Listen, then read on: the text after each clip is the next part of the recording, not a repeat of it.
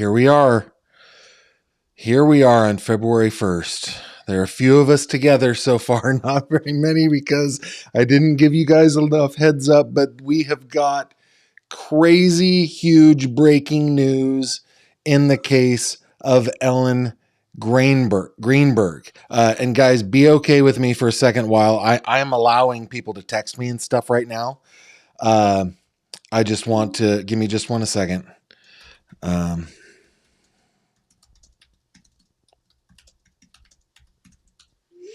Okay.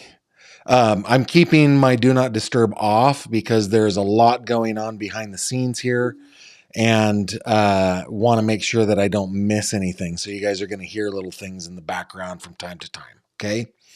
All right. 30-second review of the case. Ellen Greenberg, this beautiful young woman right here on January 26th, 2011, was found with 20 stab wounds in her. And this is kind of what it looks like. Okay. She was 27 years old. She was a school teacher. She was engaged to be married to a man named Sam Goldberg. I think perhaps Sam does not like the news that we're going to talk about today, but I'm not going to talk about him anymore. Okay. Ellen was found in her apartment with 20 stab wounds. She was deceased.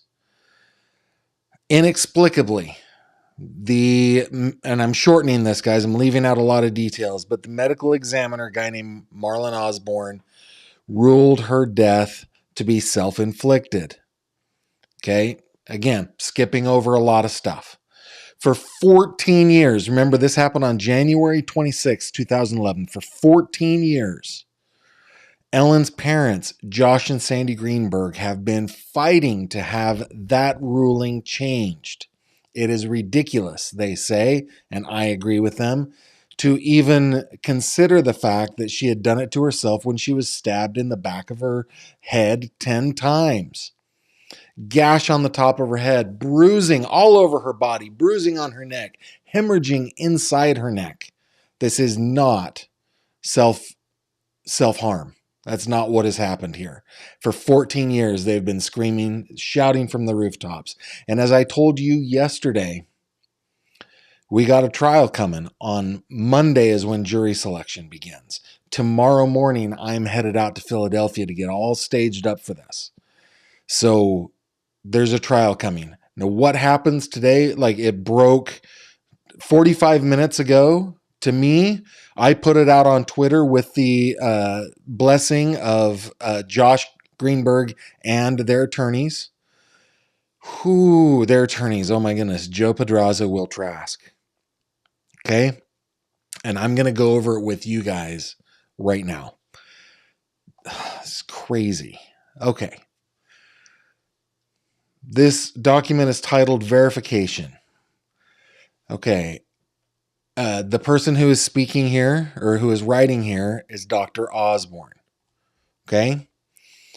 I am a resident of the state of Florida and maintain a medical practice at this address in Pompano Beach. I am a licensed physician in the field of pathology in Florida. Here's my license number. I was employed as a pathologist at the Philadelphia Medical Examiner's Office from September 2009 to September 2014. On January 27, 2011, I performed an autopsy on Ellen R. Greenberg, deceased, determined her manner of death to be homicide, and signed a death certificate indicating her manner of death as homicide. This is all true. I thereafter issued an amended death certificate on April 4th, 2011 for Ellen, which changed her manner of death from homicide to this. You guys see the word, right? The S word, that for some reason, the word that cannot be stated on YouTube. This change was made based on additional evaluation of the case file, additional information provided to me by the Philadelphia Police Department. We talked about the clandestine meeting yesterday, and I've talked about it so many times, and a neuropathology consult I secured from Lucy Rourke Adams, MD. He is sticking with this story that he had that consult. I don't believe it, but okay. Paragraph 6. Since issuing the amended death... I feel like I'm screaming. I got to stop. Since issuing the amended death certificate, I have become aware of additional information I did not have at the time of issuing the amended death certificate, which may have impacted my opinion. I am now aware that information exists which draws into question, for example, whether Ellen's fiancé was witnessed entering the apartment before placing the 911 call on January 26, 2011. We're going to go through all these one by one after I read the whole thing. Whether the door was forced open as reported. Whether Ellen's body was moved by someone else inside the apartment with her at or near the time. Let's see. Whether Ellen's body was moved by someone else inside the apartment with her at or near the time of her death, and the findings of Lindsay Emery, MD, from her neuropathological evaluation of Ellen's cervical segment sample. Wow, I'm stepping over my words here, but you guys understand. It is my understanding that I am no longer empowered to amend Ellen's death certificate myself because I no longer maintain a Pennsylvania medical license and am no longer employed by the Philadelphia Medical Examiner's Office. But based on my consideration of the new information brought to my attention after leaving my position as medical examiner for the city of Philadelphia, along with my original autopsy findings and information considered while I was actively involved in Ellen's case, it is my professional opinion Ellen's manner of death should be designated as something other than Voldemort. I think I should just say Voldemort from here on out. Okay? I hereby verify and affirm that the statements made in this verification are true to the best of my knowledge, information, and belief. I understand that false statements herein are made subject to penalties of Section 18 of the Pennsylvania Civil Statute or Criminal Statute, blah, blah, blah, relating to unsworn falsification to authorities. Respectfully submitted, Marlon Osborne, MD, January 31st, 2025. I think I may have misspelled Dr. Osborne's name on this video. I was in such a hurry, guys. I was in a big hurry, and I want to make sure that I got it right. Did I? Okay, I'm good. Okay. Let's go back. I can't even tell you guys the feeling of gratitude that I have right now for this simple 2-page document. I have been following this case for something like 3 years. Josh and Sandy have been fighting it for 14. Joe and Will have been fighting it for years. So many people in the background that are family members and close friends of the Greenbergs, close friends of Ellen's, have been just, I mean, they have, I don't even know how to begin to describe how they have been feeling about this for 14 years. Let's bring Ellen up. I mean, I can't, and Josh Greenberg told me when we talked on the phone a little while ago, he always reminds me, you never thought we would get this far, Gavin. And he is right. I never did, because nobody has ever gotten this far, ever. They are plowing, they're breaking new trail. That's what they're doing. They're breaking new trail. Let's go back to paragraph 7 here.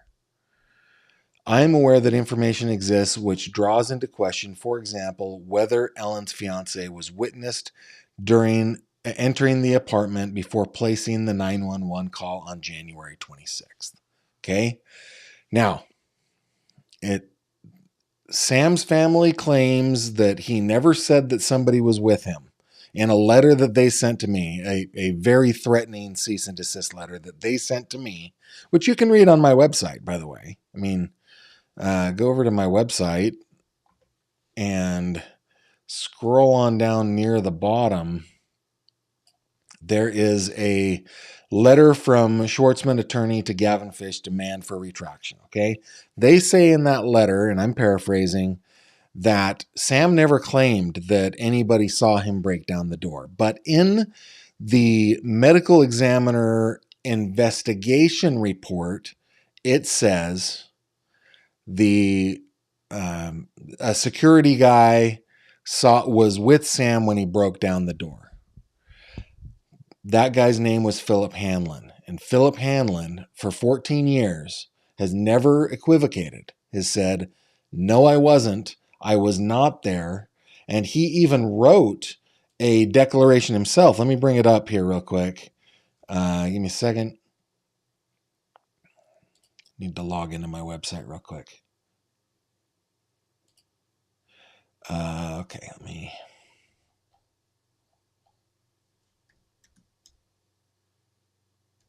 did I say Hanlon? Hanton. That's what I meant. Philip Hanton. Okay, if you go to my website, you'll be able to see this. Okay, he says in this declaration, no. He asked if I could help him get into the apartment. I told him I could not. I did not accompany him or escort him to up the elevator, stairs, or otherwise. And that statement is corroborated, guys, by video, by surveillance video, like security cameras. He did not do that. Okay. Going back over to Dr. Osborne's thing, whether the door was forced open as reported. Okay. Now, I think that he could have just looked. And you know what? I'm grateful for Dr. Osborne for making this change. I'm not gloating. I'm not giving him the whole shame at all. I am grateful for this change. Deeply grateful for Joe Pedraza and Will Trask for working so hard on this. Deeply, I mean, oh my goodness, Josh and Sandy. They are superheroes in this. But I did a whole video. This is the thing, the swing bar lock. I did a whole video on this that you guys can check out. I got the same kind of swing bar lock, and I broke in my own office door to see what would happen. It does not look like that. It breaks off completely. The way it is shown here, it is that still would be locked. Okay. All right. Going back to Dr. Osborne's verification. Whether Ellen's body was moved by someone else in the apartment with her at or near the time of death. Now, this is something that I cannot show you because it is a graphic photograph of Ellen taken by the medical examiner's office's investigator, a guy named Mr. Olszewski. But indeed, other professionals, including Dr. Wayne Ross, including Dr. Cyril Wecht, Dr. What was his name? Dr. Lee. They have all said that there are indications that there was movement, like Ellen's body had been moved. And if you will remember, one of the main things that indicated that was that she had a dried stream of blood that went from like the tip of her nose down the side of her face to her ear. It was actually on the other side. It was like this. Okay. But she was found kind of shoulders and head up against the cabinet door, like, or drawer doors. It was in her kitchen. There was like a little corner in the kitchen that she was leaned up against. So it defies gravity that, right? Her body had been moved. There were weird things. There was a clean bathroom towel in her left hand. There were places where you would expect blood droplets where they weren't there. And the professionals all that the Greenbergs employed all said it looks like her body has been moved. Going back to acrobat, and the findings of Lindsay Emery, MD, from her neuropathological evaluation of Ellen's cervical segment sample. I will bring this picture up, okay? The medical examiner's office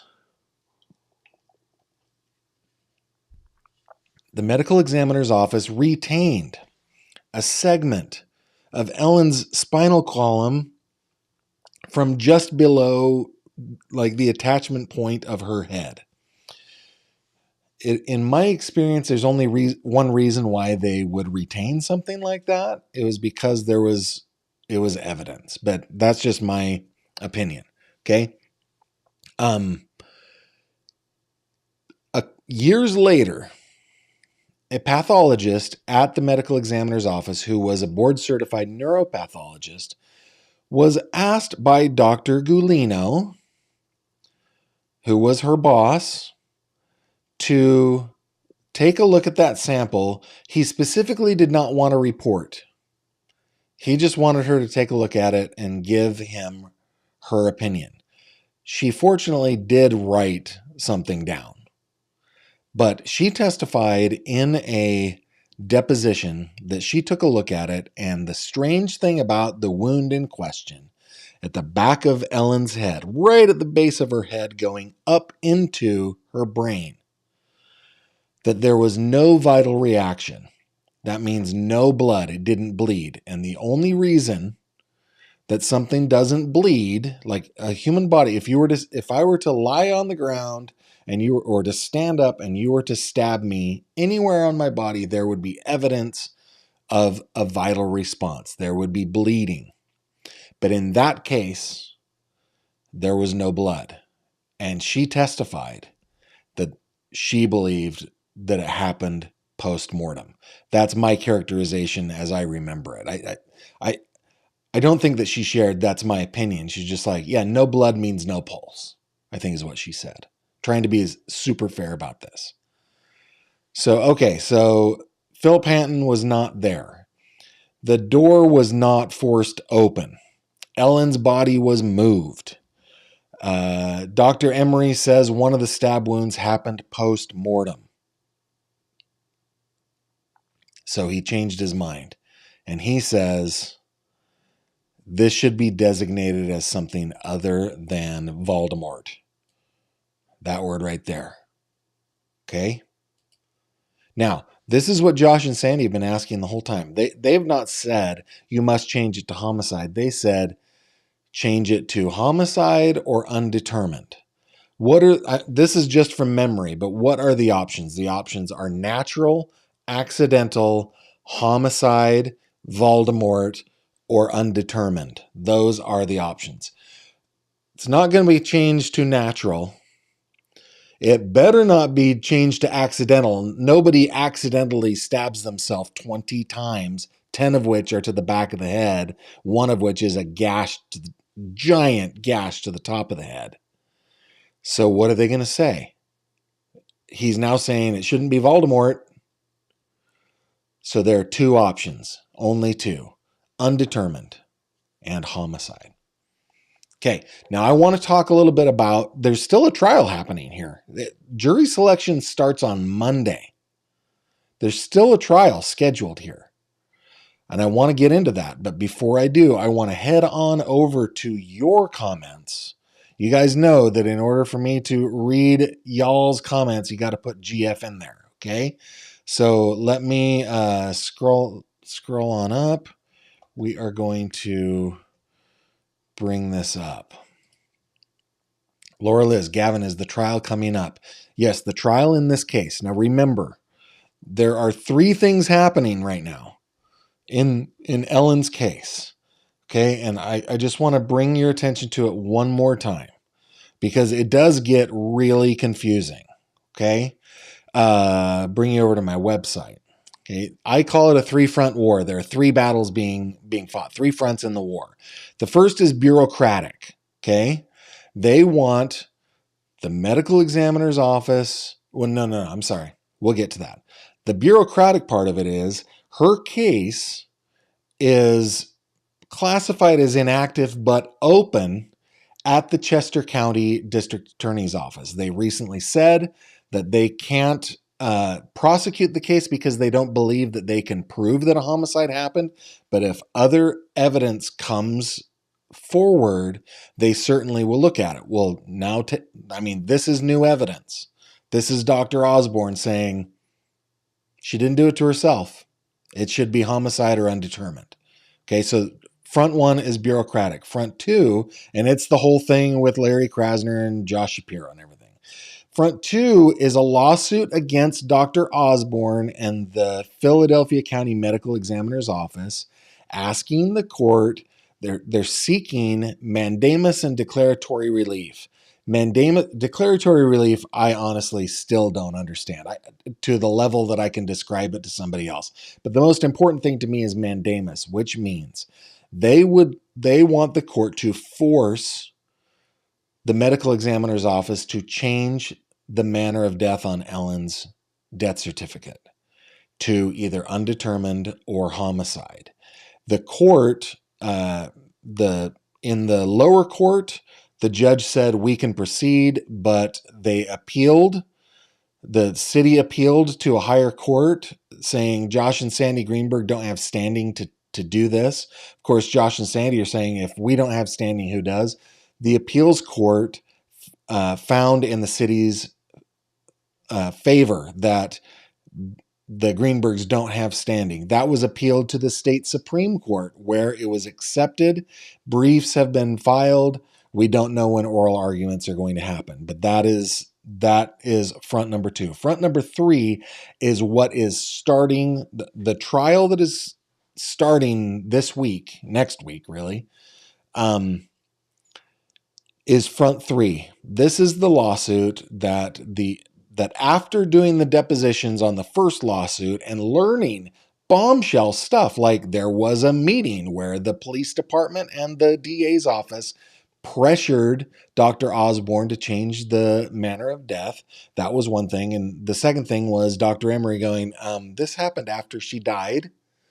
So with that new information, they filed a lawsuit alleging that the city of Philadelphia, including Dr. Gulino, Dr. Osborne, Sergeant Tim Cooney, Detective John McNamee, and and Ann Pontario from the DA's office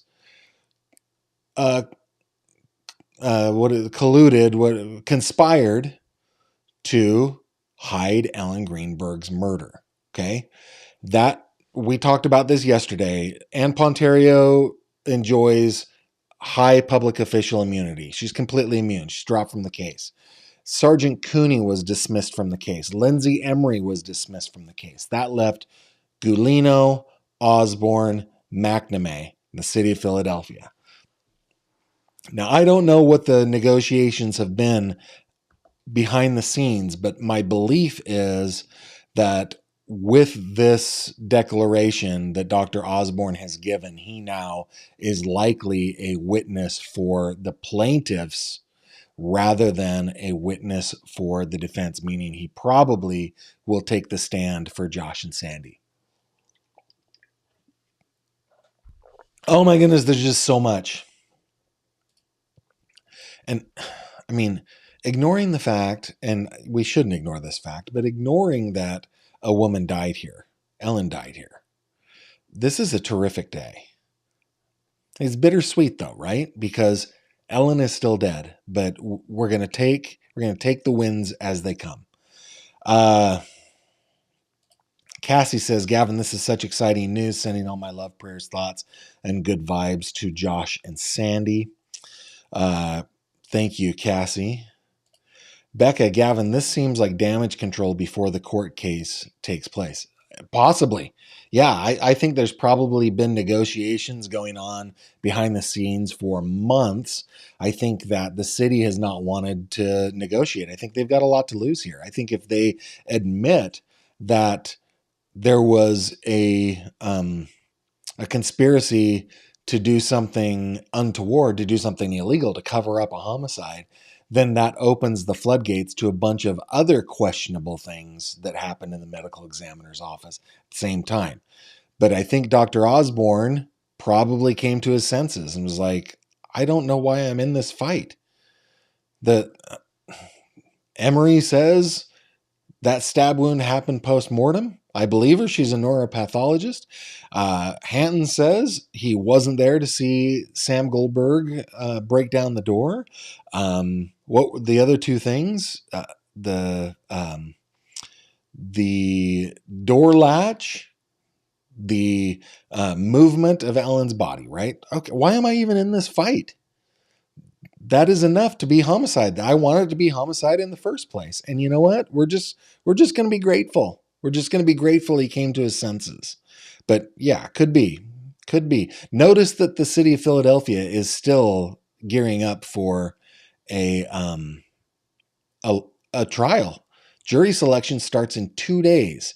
I leave tomorrow morning to Philadelphia, and I know that a lot of people are. Everybody is going to be, that is connected to this case, is going to be descending on the city of brotherly love. It's, yeah, I hope that the city comes to its senses. I hope the city comes to its senses and says, we don't need to do a trial here. We will change the manner of death, and they better give a good settlement to Josh and Sandy, because with this, guys,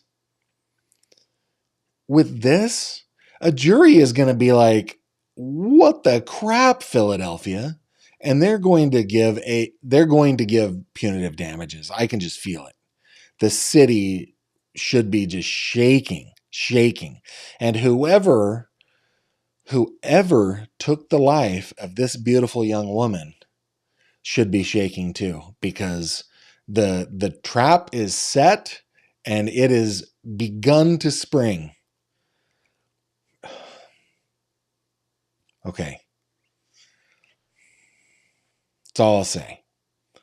Ruby P says, Gavin, I remember your coverage of the door years ago. Yeah, it was like 2 or 3 years ago.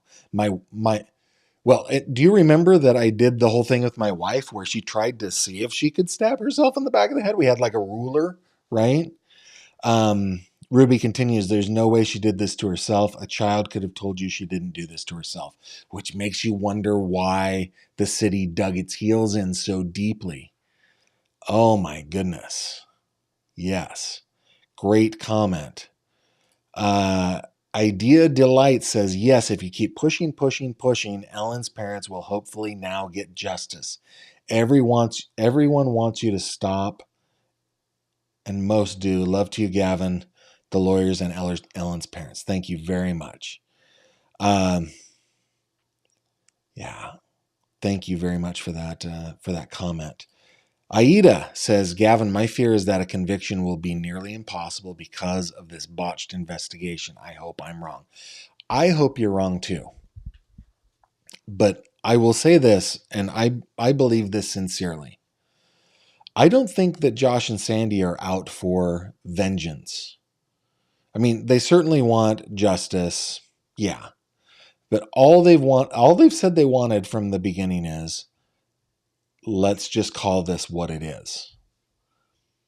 Now, I also think, and this is just me, I mean, this is not based on any conversation with Josh and Sandy, but I think a civil action, if they can prove that, or if they can change the manner of death on Ellen's death certificate to homicide, I think there's an argument to be made that then that resets the clock for the statute of limitations that would make it possible for them to bring a wrongful death suit against whoever they believe wrongfully caused the death of their daughter. I don't know that could be an automatic thing, but I think the argument could be made, and I think that the judge could be convinced of that because they haven't been able to.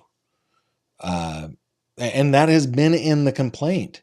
That specific thing has been in the complaint, that they have not been able to have any civil recourse because officially She did it to herself.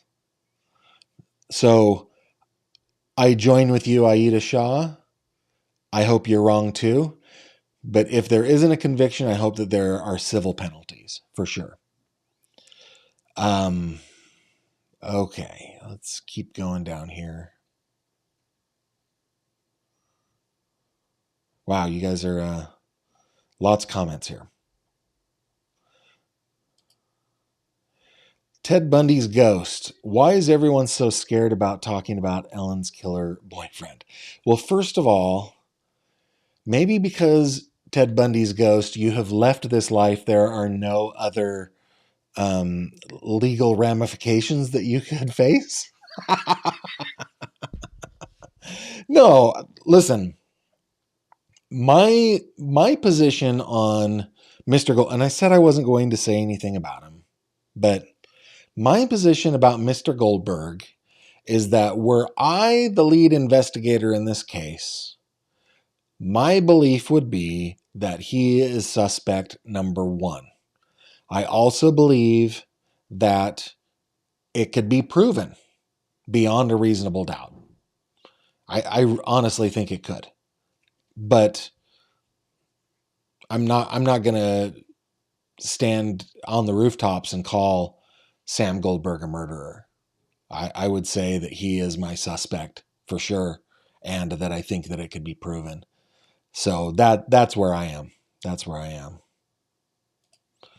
Gavin, 56 for this breaking live stream. I'm not sure what 56 means. That might have been all the people that were on when you made that comment. That's funny. Let's get Sam's picture off of there. Crying out loud. Let's see.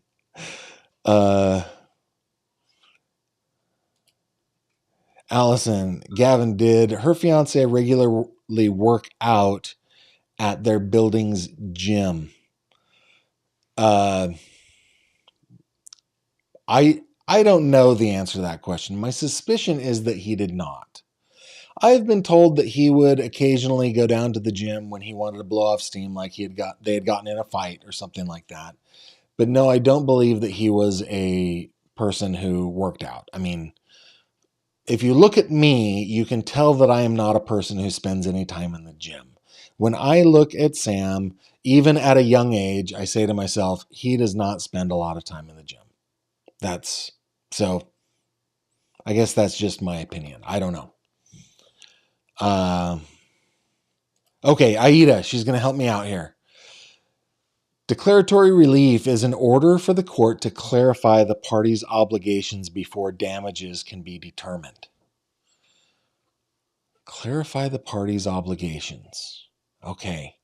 Aida, see, you said that in like a simple sentence, but I still don't perfectly understand it. But okay, I will study this. I will figure it out, okay? To the point where I don't want to just parrot back what you said. Declaratory relief is in order for the court to clarify the party's obligations before damages. I know that you understand it, but you can tell that I don't. I have to get into it. Thank you very much. Zach, Gavin live on Saturday afternoon. It is a terrific day, but not because of the live. It is because of this document right here.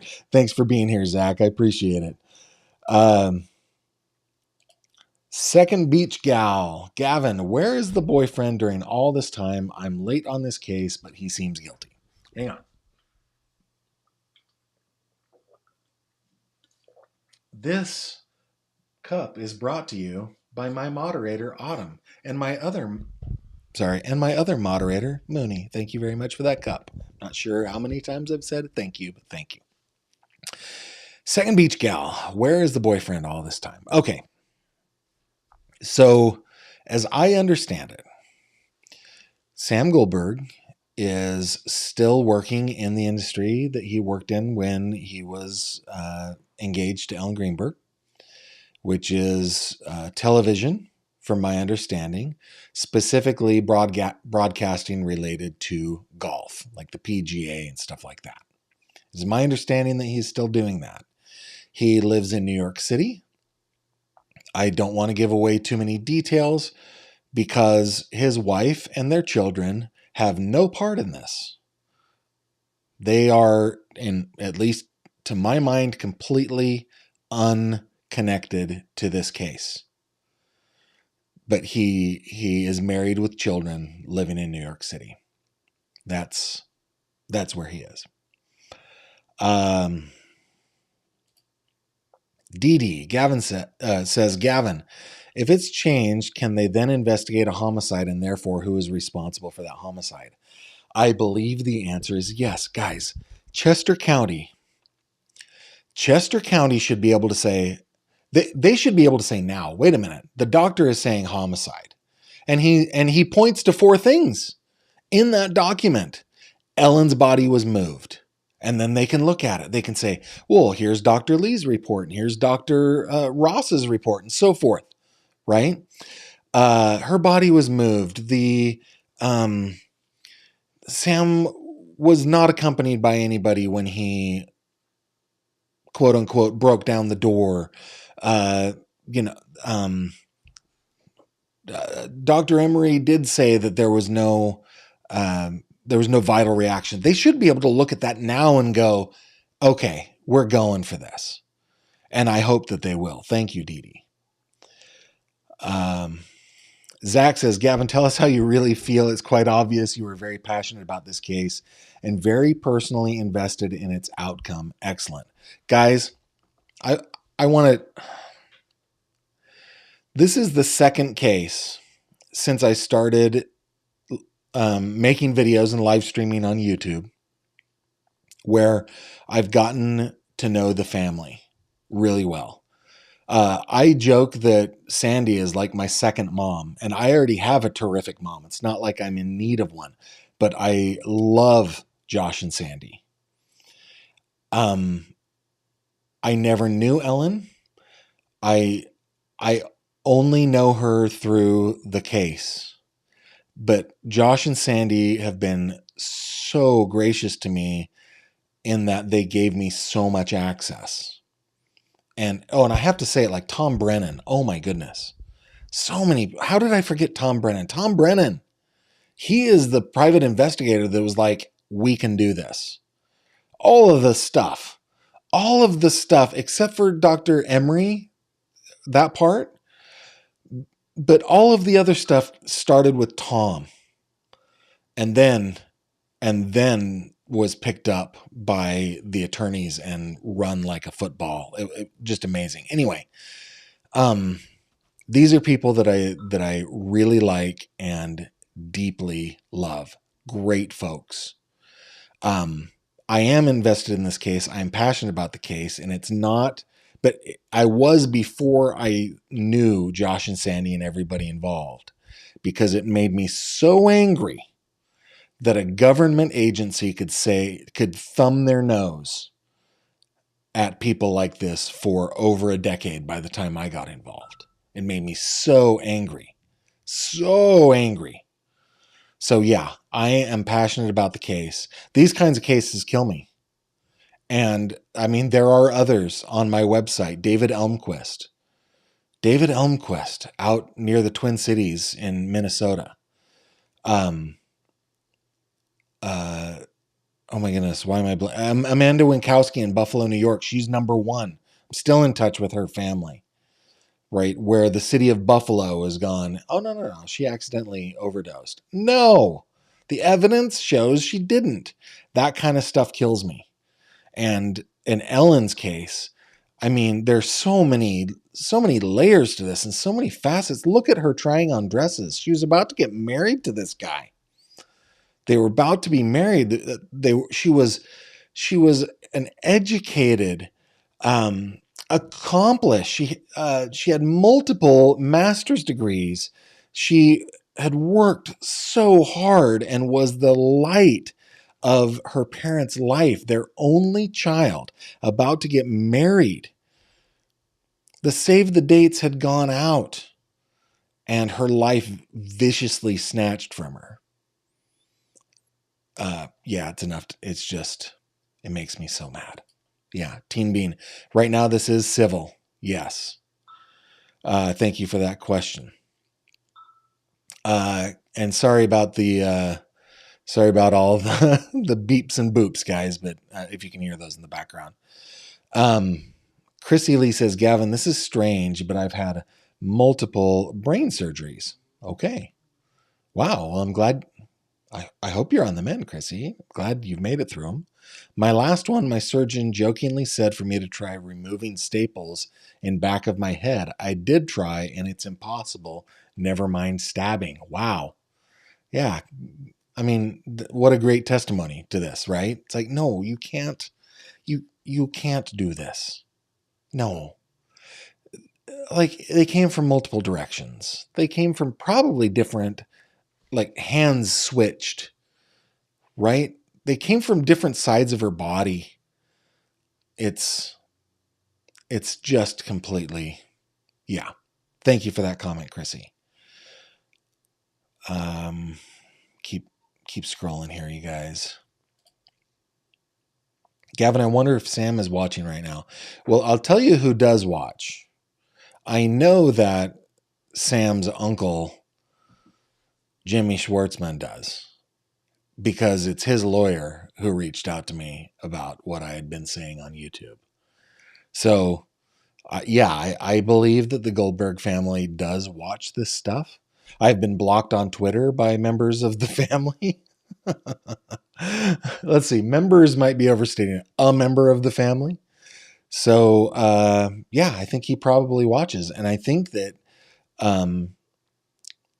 if Sam didn't do this, which is a possibility, it's possible. I don't think it's likely. It's possible. But if Sam didn't do this, he should be the one that is working hard to, like, if somebody else killed your fiance, you should be searching for the killer of the fiance, or at least saying, I recognize that my wife-to-be was murdered, and I hope that the police are able to bring her killer to justice. He's never, ever, ever said that until January? He didn't ever say a public word, ever. And when he did, to CNN, he said, mental illness is real. It was crazy. Absolutely crazy. I hope that he is, I hope he's watching this and understands what's about to happen here. Mia Spaghetti, Gavin, please let Mr. and Mrs. Greenberg know that I'm in Australia, and Ellen and their fight is in our church's prayers and blessings each month. Mia, that is extremely heartwarming to hear, and I will pass that along. Thank you for doing that all the way from Australia. Nom says, Gavin, I don't think the parents are out for vengeance. Oops, but it's a thing that there is a person out there who took her life, and it's not safe for everyone else. Correct, Nom. You said it so much better than I did. Good job. Thank you. Let's see. Second Beach Gal says, thank you for the update. It's time for you to go night-night. I'm glad you joined us when you did. Thank you. Zach, Gavin, you never knew Ellen, but I bet you almost feel as if you could have through her parents. Yeah, and there is something deeply intimate, that's not the right word, private, about getting to know a person from everything that was left behind, including things like autopsy photos, crime scene photos, those kinds of things, because by trusting me with stuff like that, and like I said, there are other families that have as well, by trusting me with that, they are trusting me with the most just intimate details of their daughter's life. And I said this on a live stream over on Surviving the Survivor with Joel. Josh and Sandy were on that one. That was on the 26th of January, on the 14th anniversary. Ellen, from everything that we know about Ellen Greenberg, she was outgoing. She was smart. She was somebody who made friends and kept friendships.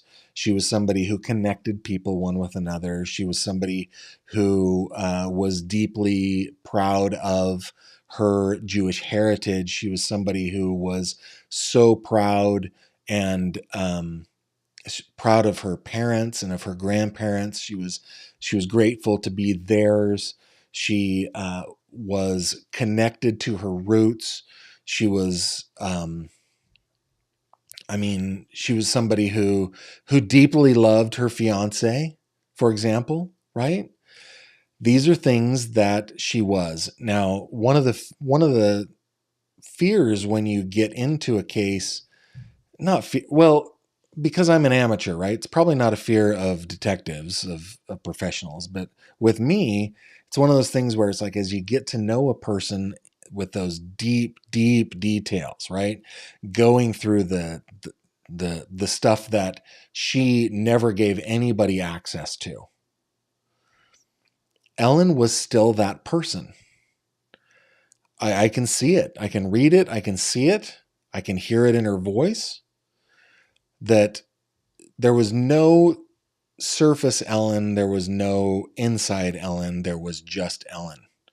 And all of us, every single one of us, probably don't want people to see our entire email archive or the text messages that we've sent.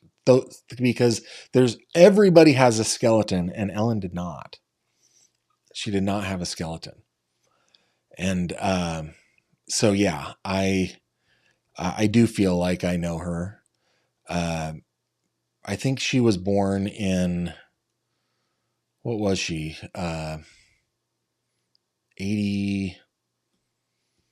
84, I think.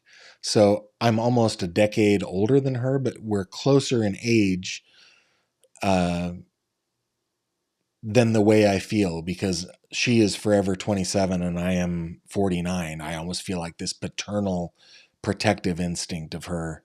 And I think most people who really, really, really dig into this case start to feel the same thing, because she was just so wronged by people who should have known better.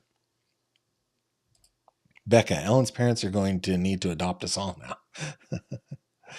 Anna Lopez, prayers to Josh and Sandy. I'm so terribly sorry for the loss of their beautiful daughter.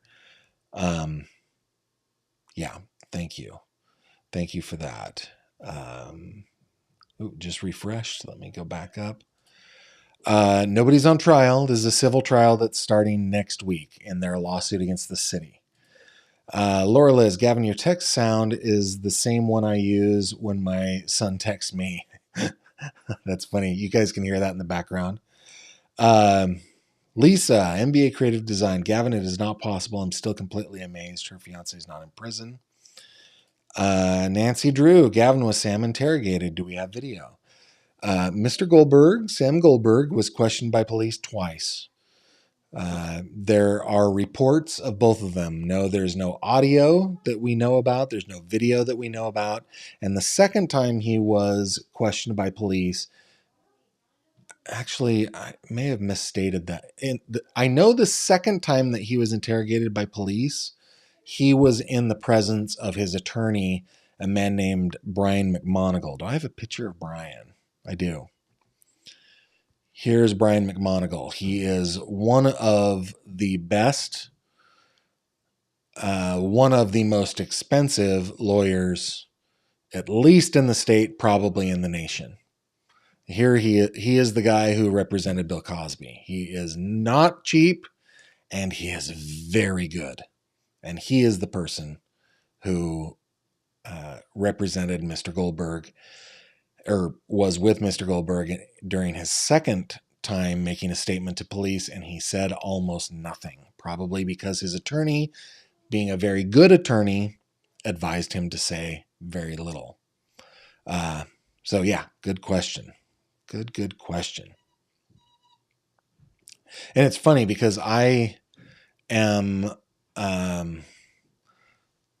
let's see, I am so familiar with this case that I kind of feel like everybody is. And so I appreciate questions like that kind of bring me down to earth here a little bit. Because you guys, some people are just seeing this for the first time. Like some of you are seeing this for the first time, and thank you for joining us on this. There needs to be more people pushing about this case. I see you gave a $10 super chat. Thank you very much. Saying Governor Shapiro must be shaking, many soon to be exposed. Yeah, I think Josh Shapiro, I think his chances of a presidential run are going away. I really do. He's popular here in Pennsylvania, but he, for 4.5 years, was a dam in the progress that could have been in the investigation into Ellen's death. Thank you for that super chat. I appreciate that. April Howard.